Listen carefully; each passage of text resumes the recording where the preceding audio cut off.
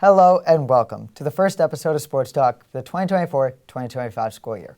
I'm Jake Manno. And I'm Melanie Arcos, and I'm so excited to be here to kick off our fall season with the first episode. I couldn't agree more, Mel. And while there'll be a lot more where this came from in the weeks and months coming up, let's focus on the present. So tell me, what sport do you think we'll be focusing on today? Well, what better way to start off this year with the world's most popular sport? Today, we'll be taking a deeper dive into both the girls' and boys' soccer season, the safety of the sports, the B&B Top Play of the Month, and so much more. I know I can't wait. And now that school is back in full swing, here marks the start of a great year of sports. Well, in my case and all the other fall athletes, it was almost a month ago when we started practicing, preparing, and competing. Fine, we may be a little bit behind here. So let's talk about it. With your season just about at its midway point, let's head over to the turf, where you and the girls, after having a little streak of ties, have started to find yourself in the winning column. So run us through your season so far. So with us being only losing one senior last year, it's definitely a really strong core that we're starting with. And there's not many younger players, although there are a few. We have a really solid core, and we're just really working to find our chemistry again. I mean, yeah, you guys have looked phenomenal starting out. And although it's your halfway point, I think we really have to touch upon kind of the leadership aspect that your team brings. Obviously, in years prior, when we were sophomores and juniors, you guys had a really young core. But now that that's kind of come to an end, almost half your team is seniors, 12 out of the 23. So run us through a little bit about how it's kind of going to be your last ride with you and your seniors. Yeah, so again, 12 out of 23 of our roster are seniors. And we have our one permanent captain, Addison Chiarello, who has had her spot on varsity since her freshman year, and we've just had rotating captains since. So that's really allowed our coach to have us gain all bigger leadership roles and being able to take the lead in different games and warm-ups and just really keeping the energy high on the field. I mean, definitely. And there must have been a whole lot of emotions throughout the first half of your season. And although the season was not always perfect, it's really been great to see you guys find your footing and find your system. The adrenaline rush, watching the clock tick away those final seconds, and celebrating with the girls I've been playing with for years. It was one of those memories I wish I could watch over and over again. Well, lucky for you, B&B was there to capture each play from whistle to whistle for your first win of the season. So I won't keep you waiting long. Let's take a look at Mepham's Wear Gold game as the Lady Pirates hosted the Herrick's Highlanders. 2 weeks ago, our girls soccer team faced off against the Highlanders in their pediatric cancer awareness game, and it sure was a good one.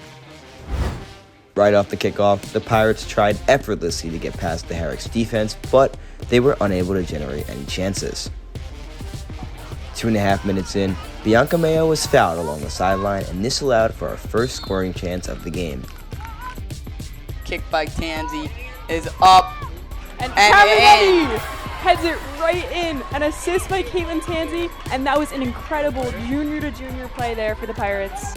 Thanks to the junior connection, the Pirates had the lead and all the momentum was going their way. The goal scorer, Gabby Caminetti, was behind the defense after a nice clear by Nicole Lutz. However, she was fouled, which resulted in another scoring chance for Caitlin Tansy.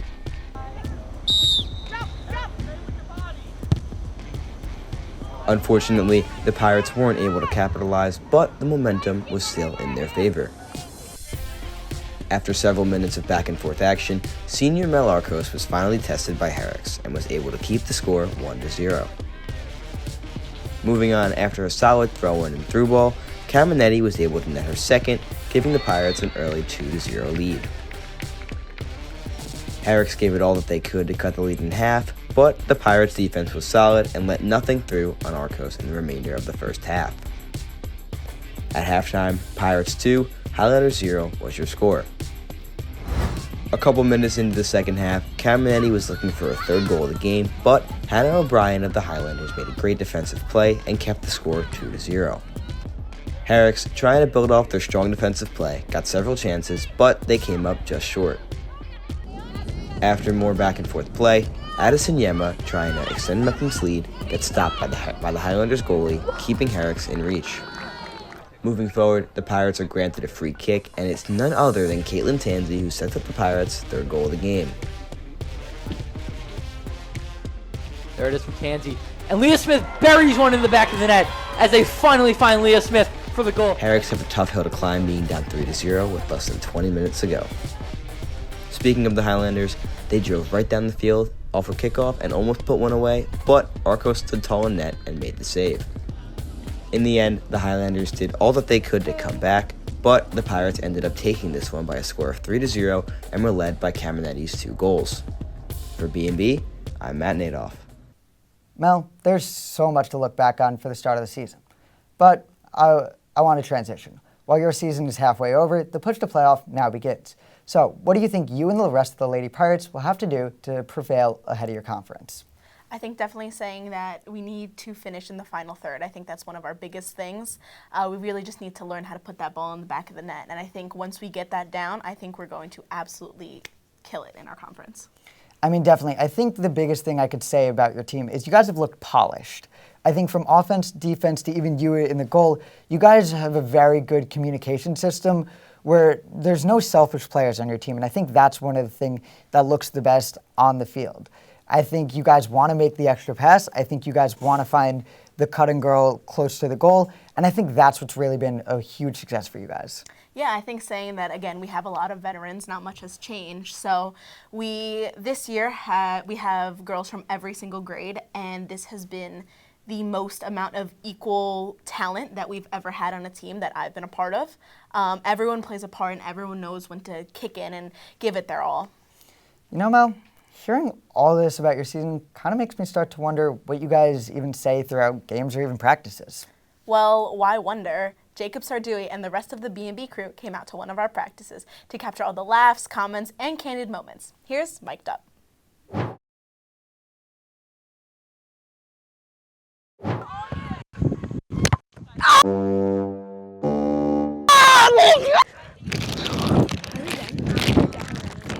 Nerd clusters.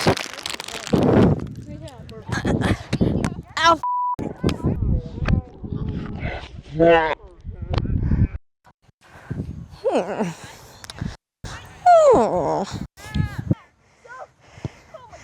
Oh!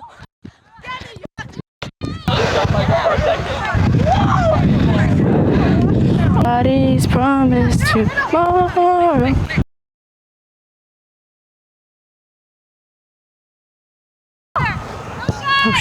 Oh, I'm sorry. I wasn't supposed to do that. Ah!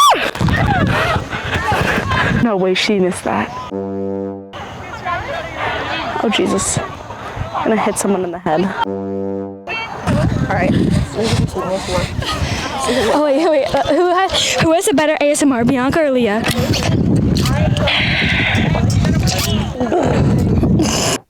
Well, as funny as I think your team is, I think it's about that time that I wish you guys good luck as your season continues. And I mean, although you guys could probably talk about your team for hours, we kind of have more to get to. If you insist. I do. There's a lot more when it comes to talking about soccer. There's overtime PKs, offsides, which I don't even really understand. Seriously?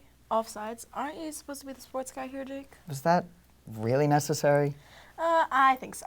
And you forgot to mention corner kicks. It's one of the most exciting parts of each game. You're right, actually. I've always wondered what is going on through everyone's head during that. Isn't fighting through 3 defenders and a goalie and trying to head the ball a little bit dangerous? I mean, maybe, but there's no need to take the fun out of it. But now that you've mentioned it, I've never really thought about what kind of effects it can cause. Well, then you might just be happy I'm here. I think I have the perfect thing. Here's Nikki Saraceni and Dana Stone with more.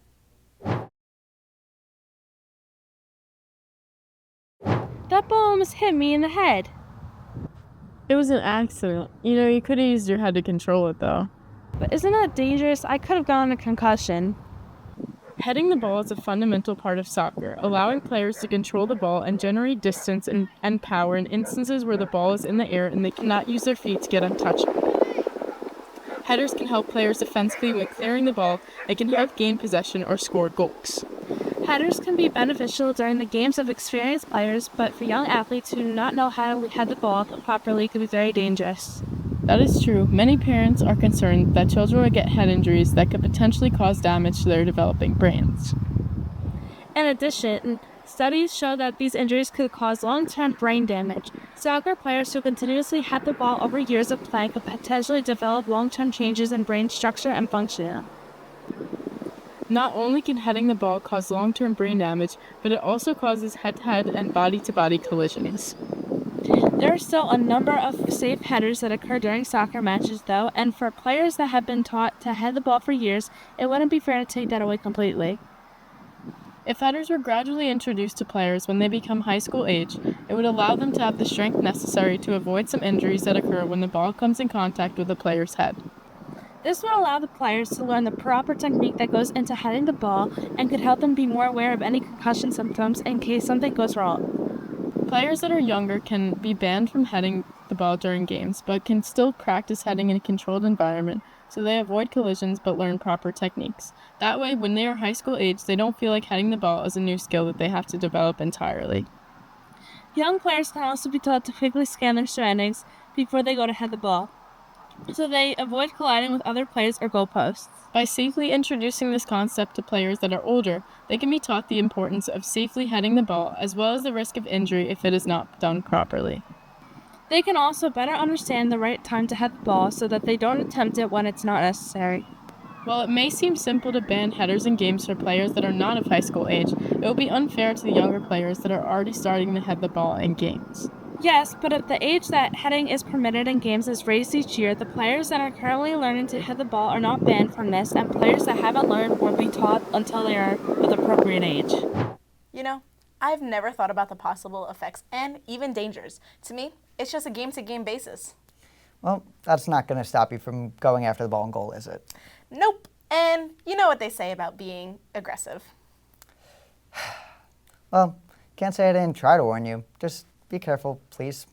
But that's enough for that now. Let's move over to the boys, who've had a pretty successful season thus far. They definitely have. Not only having a winning season at the midway point, holding a record of 4-3-3 as of now, but they've also been extremely consistent, having yet to be shut out and keeping almost all games within one goal. Well, I mean, I think the biggest thing you have to say is Anton Macon has been phenomenal in goal. I mean, this is his first year starting on varsity after Jake Hislop transitioned from goalie last year to now being in the forward. So they have a lot of young talent, kind of what your girls had a few years ago. They're kind of in right now. So they have all these juniors, all these sophomores, and even your brother as a freshman, who are just all these young players who are going to develop, where they only have 3 seniors. Yeah, so those 3 seniors I think are definitely a key part of their team, though. Mark Diener and Christian Kolb did get top 100 Long Island players for the boys soccer, and you can tell them being the 2 captains out there, they absolutely dominate on that field. They know when to pressure, when to clear. They just know the game so well, and they're so tactical with it as well. And I think the most important thing with that is they're polar opposite players, which is really a great thing to have. You have Diener, who's been phenomenal on the defensive end, who's really not let up any pressures or any chances this entire season. And then you have Kolb, who's been phenomenal. He's been really dishing out assists game in and game out, and he's been scoring when he needs to. He's been a true leader. Yeah, I definitely agree. But speaking of the seniors, and especially Christian, I think we have something very special for you. We sent B&B's very own Kyle McQuillan out to the field to test his skill against that senior captain.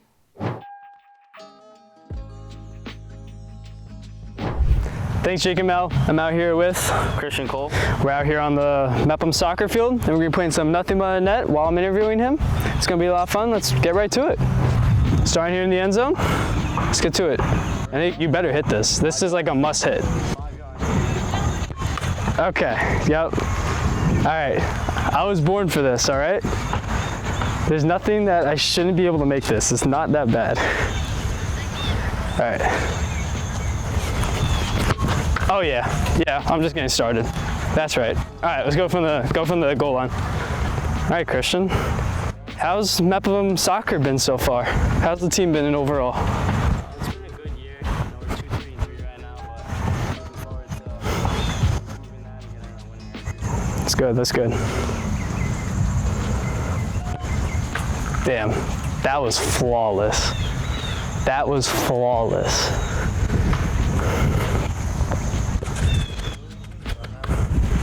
So, something about you guys. You guys got a game tomorrow on Saturday? Yeah. Who you got? We got Jericho. How's it? Is it gonna be a good one? They're currently a first place team, but we can beat anyone in the league. Doesn't really All right, I like that. There you go. There we go. Oh my God. Oh my God. Now is my time. Here we go. I like that. I love that. What's your team's record right now? You guys in a good position for playoffs? Do you think you're gonna make it? Yeah, I think we're good. So yours is? Currently, so top 4 teams make it. Top 4, okay. You think after your next few games you're just gonna be able to build off it and just get on a big winning streak, maybe to get some more wins, get in the playoffs? Saturday we can spark something. All right, that's nice. Wind up in playoffs. That's good. Oh yeah. Yeah. Yeah. All right.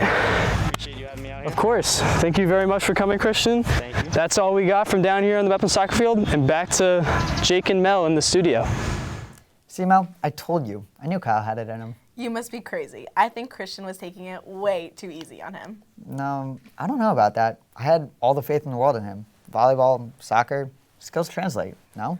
If you say so, but it's time to go a little more global, as away from the Mepham turf, the MLB, NFL, and NCAA, and much more have been extremely active.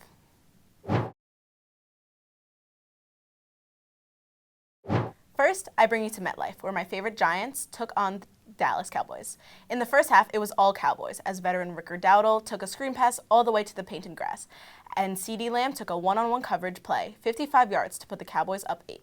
However, the Giants would inch their way back, hitting a total of 5 field goals in the game, coming down to the final drive. With the clock under 10 seconds, Jones would air one out intended for Jalen Hyatt, but would fall in the hands of division rival Dallas, ending the game in 20-15. Next, to the collegiate level, where the battle of the top 5 teams went down in Tuscaloosa. The Crimson Tide started off nothing short of dominant, getting in the end zone 4 times before the favored number 2 Bulldogs even had a chance to get in the point column. But the Bulldogs were not done, as after inching their way back, Carson Beck delivered on a ball up the seam to Dylan Bell for the lead. But showing why this was the game of the year, 17-year-old Alabama receiver Ryan Williams adjusted for the ball midair to score the game-winning touchdown, capping off his 177-yard day, and Alabama capping off this game with an interception in the back of the end zone to close it out.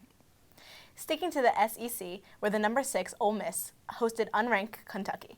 It was one of the consistently of the Wildcats throughout that game, allowing them to keep the lead even late into the half, capitalizing on the Dane Key contested catch in the end zone. But after the fairly quick response, Jackson Dart and the Rebels, it was a Kentucky with a little bit of trickery to find themselves in the end zone. And lastly, it came down to the final drive. Dart would find himself outside the pocket and his tight end deep, setting themselves up for the game-winning field goal to keep them undefeated. However, the comeback wasn't in the cards, as the 48-yard kick went wide left and the Kentucky Wildcats complete the comeback. And lastly, I bring you to the craziest of scenarios. The Mets were, after coming off 3 losses and a shutout, it was Brandon Nimmo to drive one up the middle, sending New York's MVP home to give them an early lead. And speaking of, Lindor would later send one hard hit into the right field, sending Francisco Alvarez rounding third to score the Mets' third of the day. But his performance was not done there, as later in the game he would pull a no-doubter to the fence in right, ending the Mets' scoring spree. As with Diaz would complete the shutout in the 9th to keep their playoffs hope alive. You know, I can't believe how close the playoff race is looking. And regardless what happens, let's go blue and orange. Well, I'm more of a Yankee fan myself, so sorry, but we've been relaxing safely in our hard-earned first seed playoff spot. Whatever. But just so you don't get upset about the Yankees' first-round exit, I say we move on. It's time for the B&B Play of the Month, where we show you the best play that our cameras were able to capture.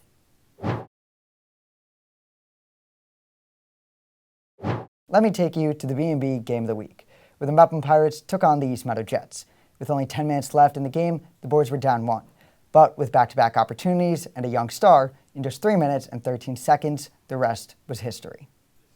Crucis trying to get an opportunity here. Crucis with tip and goal! Goal, Pirates here to tie this game up with 10 minutes left. And scores a goal there. Amazing. You see on this replay here. Just get a great chip and great right over the goalie, Rivas. Crucis. Great through on goal. Crucis score! 2 goals today. Great job by the Pirates here. 2 goals. You're going to see here, Crucis right through on goal, and that's going to be a great job. Just faking a reverse out, and that's going to be the goal here for the Pirates. He really was so close to the hat trick, wasn't he? But 2 goals on the same day, with both coming at maybe the most crucial parts of the game, is more than an impressive performance from the junior Georgios Kourousis. Just 1 goal away, but he was the only Mepham goal scorer of the game and led the Pirates to a victory in the spotlight. A well-deserving B&B Player of the Month and Play of the Game. I couldn't agree more, Mel. And as the season gets closer and closer to the playoffs, performances like these from team stars are all too important. Well, I guess we all have to wait until playoffs time to see that. Does that mean our time here is done? Unfortunately, it does. So that's all we have for you guys here today. Thank you for all tuning in to this first episode of Sports Talk. Be on the lookout for way more to come, as we intend to take a deeper dive into almost each and every Mepham Pirate sports teams. Until then, I've been Melanie Arcos. And I've been Jake Manno. Have a great night, everyone.